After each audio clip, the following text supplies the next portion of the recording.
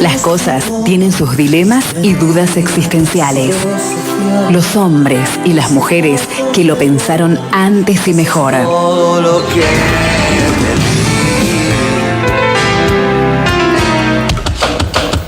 Todo, vamos a escuchar la columna de filosofía con Santiago Polo. ¿Cómo estás, Santi? ¿Todo bien? ¿Qué tal, Guillermo? Hola, Flor, buen día. Antes que nada, tenemos que mandar saludos a un amigo común.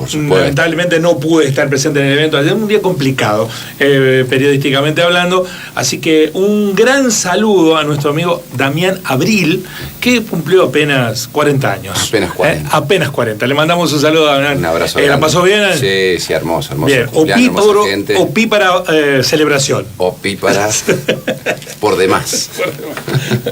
Bueno, el tema de hoy es... El tema de hoy es el oscurantismo. Ajá. De los viejos y de los nuevos oscurantismos. Bien, escuchamos con atención. Bueno, gracias.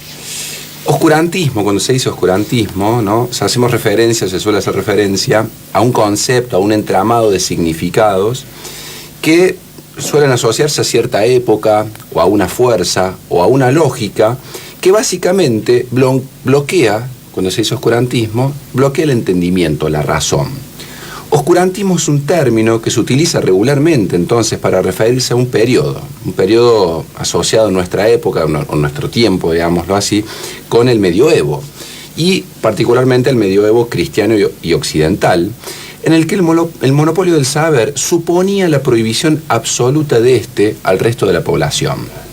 No solo se prohibía conocer durante el oscurantismo, sino también se prohíbe la duda, la pregunta, la libertad y la crítica. Es abolida y suprimida la voluntad, el deseo, la posibilidad del autocuestionamiento. Es esencialmente entonces antifilosófico, antidemocrático, disciplinador y dogmático. Una de las primeras referencias al término aparece en las epístolas Obscorum Virorum, o, traducido, Cartas de Hombres Oscuros, aparecidas entre los años 1515 y 1519. Allí, en estas epístolas, en estos escritos, unos autores conocidos como humanistas satirizan, es decir, ridiculizan a teólogos cristianos fanáticos que discuten si todos los libros judíos debían ser quemados. Claro que esta sátira, digamos, esta burla, ¿no?, se basa en una disputa real y pública por la autorización que emite Maximiliano I, emperador germánico de la época, para quemar todas las copias del Talmud, el libro sagrado, digamos, ¿no?, judío, en el año 1509, hecho a pedido esto de los frailes dominicos. Desde allí se fue corriendo entonces la identificación de obscorum como lo no visible, lo confuso, lo que ciega, para contraponerlo a otras dos grandes etapas, digamos, de Occidente, que es el Renacimiento y el Iluminismo, etapas en donde justamente se habilitó la pregunta, la ruptura de dogmas, la separación entre razón y fe. Una de las anticipaciones que conducen al individuo, ¿no?, hacia el individuo, este concepto de oscurantismo, es la negativa voluntaria, la negación voluntaria a pensar, digamos, ¿no? Es, digamos, que el propio sujeto se niega a sí mismo la posibilidad de pensar algo. Esto es lo que Oscar Wilde llamó lisa y llanamente estupidez. El peor pecado para el ser humano, decía Oscar Wilde, en tanto se omite utilizar una capacidad innata de pensar y de preguntar para suplantarla por la adhesión al prejuicio, la falta de lógica y el vacío argumentativo. Hay mucho escrito respecto a la historia de la estupidez.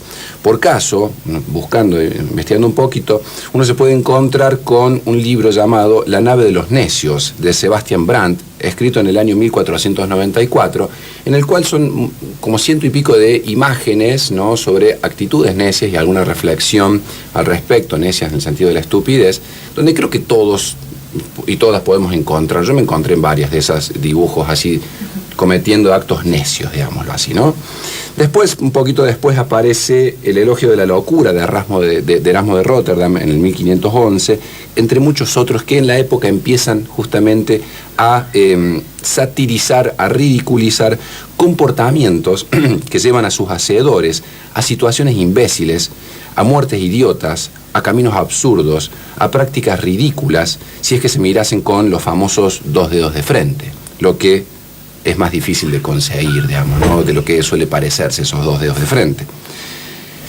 Entonces, en primer lugar, no hay nadie que esté a salvo de esta categorización, ¿no? Ojo con esto, no estamos diciendo que hay algunos que sí, otros que no. Se puede abundar en conocimientos, pero se puede ser un gran imbécil. Como decía, por ejemplo, Nicolás de Cusa, refiriéndose a la docta ignorancia, es decir, aquellos doctos que, por más títulos que tengan, no obstante, digamos, suelen incurrir en actos absolutamente idiotas, no es cuestión de títulos, digamos. Me vienen un par de nombres sí, de este presente. Tengo varios también. A la inversa, no obstante, también se puede ser un sabio independientemente de la tenencia de títulos, del origen socioeconómico o de cualquier otra especificación. Se puede ser también inconsciente de la propia estupidez y defender a capa y espada errores astronómicos. Se puede ser conscientemente estúpido, lo cual sería probablemente cinismo. Como dice Paul Tabori, un autor de un libro que se llama Historia de la Estupidez, escrito en los años 60 del siglo pasado, la estupidez es una luz negra, dice él, que esteriliza en vez de fecundar, que destruye en lugar de crear. La estupidez se sustenta en el prejuicio y en el rechazo a poner los juicios a consideración del otro, ya que es inaceptable la crítica para el prejuicio. Y la estupidez deriva naturalmente en oscurantismo cuando acciona para suprimir al otro, ¿no? La estupidez deriva naturalmente en oscurantismo cuando acciona como intolerancia, como una intolerancia que suprime lo otro. Maximiliano y el oscurantismo medieval no fueron los últimos en organizar quemas de libros. Lo hicieron también el nazismo, las dictaduras argentinas, y lo hacen fanáticos creacionistas en Estados Unidos todas las semanas. Con esto quiero decir, se puede intuir ya, que el oscurantismo sigue vigente bajo nuevas formas. Se pueden ver algunas a simple vista, por ejemplo, los anticiencia que rechazan el cambio climático, o la pandemia, o la teoría de la evolución. Hay formas, por supuesto, de oscurantismos no religiosos, laicos, que se expresan en el bloqueo de la razón, en la prohibición de la crítica y en el rechazo a la pregunta fundamental del ánimo de conocer.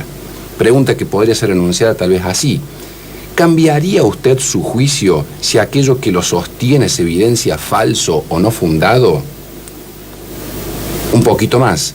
¿Algo lo haría cambiar de opinión? Pongamos 3 casos, bien arbitrarios y bien molestos, probablemente. Julian Assange, el lema "La corrupción mata" y Milagro Sala. Assange, preso en Inglaterra y presto a ser extraditado a los Estados Unidos, donde le espera una condena a 175 años de prisión, es perseguido por la filtración de datos que expusieron las mentiras y crímenes de Estados Unidos para ejercer su poder en el mundo. Se le inventaron causas de abuso sexual, desestimadas, se lo trata como a un criminal internacional. Poco se recala en que evidenció la pobreza que tenemos en relación al derecho a la información y a la prensa libre, una de las libertades, facultades elementales del liberalismo, como dice un gran filósofo del derecho italiano que se llama Luigi Ferrajoli, ¿no? En tanto, hoy esa libertad queda librada al mercado, algo que no es una variable independiente, sino que es justamente una variable dependiente de quiénes son los propietarios de los medios. La libertad entonces se convierte en un patrimonio de pocos. Assange es preso de esa lógica. La corrupción mata fue el lema construido tras el accidente ferroviario de Once en 2012, en donde murieron 52 personas.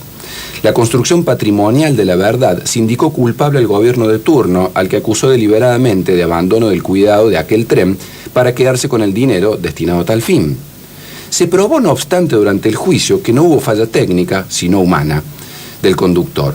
Peritajes de todo tipo y decisiones judiciales fundadas no cambian, no obstante, la verdad sedimentada para muchos de que fue culpa de quienes ya habían sido señalados como culpables. Milagro Sala, presa en Jujuy desde 2016, fue procesada y condenada por un tribunal provincial constituido arbitrariamente, es decir, contra leyem, ¿no?, en contra de la ley, por el gobernador Gerardo Morales, que usó en las causas en contra de Milagro Sala testigos demostrados ya falsos, responsabilizando a Sala por hechos en donde ella ni siquiera estaba presente, endilgándole actos por la convicción de que es culpable, más que por las pruebas elementales que deben presentarse en cualquier proceso judicial. Sí, déjame hacer un punto ahí. Sí. Muchos de lo que hoy elogian la determinación adoptada por Julio Rivero, que se ajusta a derecho, justifican que Milagros Salas esté presa sin ajustarse a derecho. Exacto. ¿No? Bueno, por eso digo, ¿no? Esa es la imposibilidad de pensar algo, en intentar evitar no caer en lógicas tan imbéciles, ¿no? En faltas de lógicas tan imbéciles, digámoslo así. Entonces, la inmunidad del cuerpo, ¿sí? El otro bastión de las libertades humanas, estoy pensando en el caso de Sala, el otro bastión de las libertades humanas, al decir también de Ferrajoli, es sistemáticamente violado, en este caso, al negarle a Milagro debido proceso, garantías procesales, al criminalizar al sujeto por su pertenencia étnica, social, genérica e ideológica. Ahora bien, ¿importa esto? ¿Le importa a quien sostiene lo contrario? ¿Algo de lo dicho haría cambiar su opinión? Esta disputa con el oscurantismo es un problema respecto a cómo validamos el conocimiento. Frente a la pereza del pensamiento o al llamado realismo ingenuo, que es esa idea de que existe algo así como un acceso directo para enjuiciar a la experiencia, como si no estuviéramos los sujetos mediados teóricamente, se opone a eso la búsqueda de la objetivación, es decir, la rigurosidad del conocimiento que afirmamos saber. Roberto Folari, un epistemólogo argentino, sostiene que el camino al conocimiento es aquel que hace más inteligible la realidad, es decir, más leíble la realidad, ¿no? En función de los interrogantes que nos van apareciendo. Pero, advierte él, tenemos que asumir que la observación que hacemos de la realidad no es neutral ni objetiva, sino que captamos en función de supuestos que ordenan la mirada del observador. Ser rigurosos para conocer supone, primero, dice, la coherencia interna de lo dicho. Por ejemplo, Sala no podría ser culpable de algo que no estaba en condiciones físicas de hacer, por empezar, ¿no? Segundo, supone la postulación de teorías expuestas públicamente. Por ejemplo, ¿no? La Biblia no puede ser prueba científica de que nuestro planeta tiene 6.000 años. Estados Unidos no puede arguir que su derecho a matar es suficiente prueba de que Assange es culpable. Y tercero, la rigurosidad del conocimiento supone la contrastación empírica. Por ejemplo, ni Sala, ni Assange, ni el gobierno de 2012 pueden ser culpables porque usted tenga la convicción de que lo son.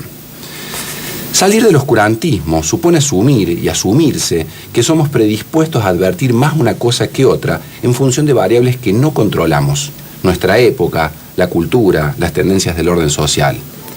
Hay, dice otra vez aquí Folari, un ex ante de cualquier proceso cognitivo. Es decir, un ex ante significa es algo que nos preexiste y nos condiciona, ¿no?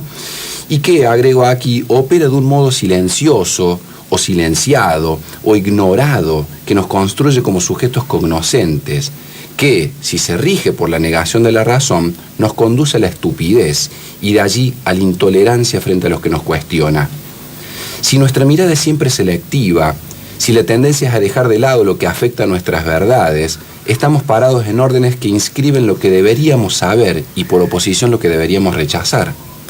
¿Qué podemos hacer entonces? ¿Está mal hablar de lo que no se sabe? Obviamente no es posible saberlo todo y todos y todas participamos de ámbitos de estupidez. La cuestión es que cuando enunciamos supuesto saber de ámbitos que escapan a nuestro gusto particular, por ejemplo, si me gusta el mate o el café, Talleres o Belgrano, a mí Belgrano, por supuesto, y nos metemos luego, ¿no?, con espacios de los cuales participamos como sujetos común, como una parte que es común en todo sujeto, por ejemplo, las libertades de y las libertades para, que decíamos, tendríamos que intentar no fertilizar la estupidez que destruye y bloquea la razón y la crítica. De la estupidez al oscurantismo que suprime lo otro, no hay un paso muy largo. Entonces la pregunta, otra vez, para cerrar al final es, ¿algo de lo dicho hasta aquí lo haría cambiar de opinión?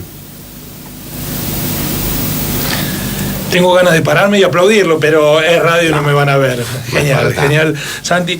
Y lo que más me turba en estas circunstancias que nos toca atravesar es que cuando vos propones este debate, se cierra aún más la posibilidad de que alguien asuma me estoy equivocando con lo que pasa, ¿no? O deviene en lo contrario, en el insulto, ¿no? Como manera de fundamentar. Vos sos tal cosa. Sí, sí, sí. Vos sos un pelotudo. Se apela a falacias, digamos, falacias ad hominem, si esa es la manera persona, claro, si esa es la manera de determinar el debate. O en actitudes que tienen consecuencias negativas, ¿no? Digo, por ejemplo, irresponsabilidades. Te juro que escuchaba tu columna, Santiago, no sé si fue pensada en ese sentido, me parece que no, pero yo se la trasladaría a las autoridades del Frente de Todos, te lo juro. ¿No crees que tiene que ver, digamos, un poco con... ¿No hay algo del cristianismo y del albertismo? ¿No tiene mucho que ver todo lo que dijiste? Tiene que ver, digamos, con el Frente de Todos y tiene que ver con nuestra vida política. Pero el Frente de Todos, está ¿no bueno lo ves? poder usarlo, claro, digamos, creo que sí, digamos, ¿no? Creo que en general nuestro sistema, digámoslo así, de decisiones políticas está atravesada muchas veces, digamos, ¿no? De procesos no reflexivos, digamos, ¿no? Sobre el qué hacer o el cómo hacer, digamos, ¿no? Y digo en general, y cuando digo referirnos al sujeto, cuando uno se habla del sujeto en filosofía, habla de esa parte, digamos, que nos incluye pero nos excede, ¿no? Por eso digo, no es una cuestión de opinión si Milagros Sala tiene que estar presa o no, digamos. No es una cuestión que yo lo pueda decir con mi opinión, es una cuestión que tiene que estar sujeta a pruebas, ¿no? A proponer, digamos, material probatorio para lo dicho, porque yo no puedo poner gente presa por mi convicción de que es culpable, porque la convicción se genera en base a prejuicios, y si hemos disputado mucho, digo, largo camino en la humanidad para llegar a ciertos acuerdos, ¿no? De que no pueden caer justamente en la convicción o en mi idea particular, porque sabemos que eso se construye, ¿no? Muchas veces por nuestra cultura, por nuestros contextos, ¿no? Y si nos abandonamos a eso, ¿sí? Nuestra condición humana, nuestra capacidad de avanzar, digamos, sobre nuestras precariedades, nuestras miserias, se hace pedazos, ¿no? Entonces, cuando pensamos en ciertas cosas, sea, digamos, las decisiones políticas del gobierno, o los casos de Milagros Sala, o la corrupción MAT, uno debería, en cierta forma, en un punto, abandonarse a la prueba, decir, bueno, o resignarse a la prueba. Porque si no, a ver, Lula, por ejemplo, estuvo preso, Moro lo metió preso por la convicción de que era culpable y lo dijo en el juicio. Yo cuando escuché eso no lo podía creer. Pero lo sacaron de carrera presidencial. No, pero yo no podía, como un juez a esa altura, digo, Moro, que luego fue ministro de Justicia de Bolsonaro, lo trajeron acá, lo quisieron traer a la Universidad de Buenos Aires a dar charlas. Digo, ese juez condenó a uno de los actores políticos, digamos, más importantes de la historia del Brasil, por la convicción, y lo dijo en el juicio, dijo, no tengo las pruebas, pero tengo la convicción de que es culpable.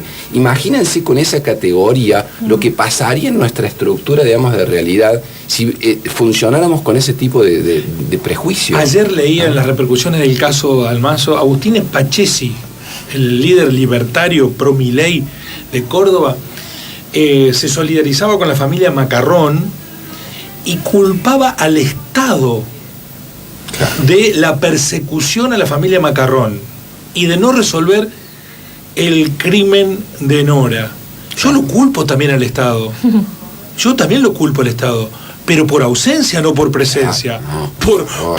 Por mirar a otro lado, cuando debió el Estado tener herramientas, el Poder Judicial es el Estado, para resolver el caso inmediatamente, y no lo hizo por ausencia de Estado, porque era una familia privilegiada de la sociedad, porque el crimen fue en el Golfo.